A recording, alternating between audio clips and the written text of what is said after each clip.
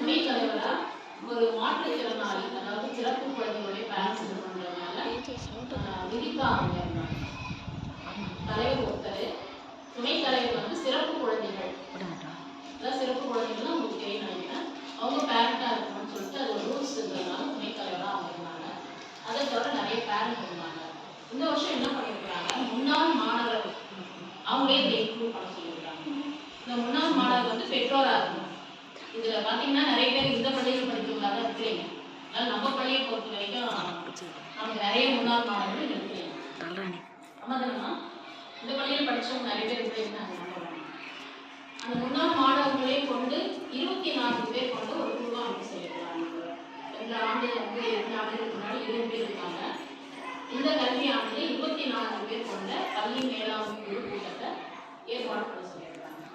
இன்னைக்கு கூடியிருக்கிற நோக்கம் இதை தவிர வந்து பார்த்தீங்கன்னா நம்முடைய முக்கியமாக நம்முடைய குழந்தைகளை பற்றி தான் நம்ம பேசுகிறோம். அந்த குழந்தைகளை பற்றி சொல்ல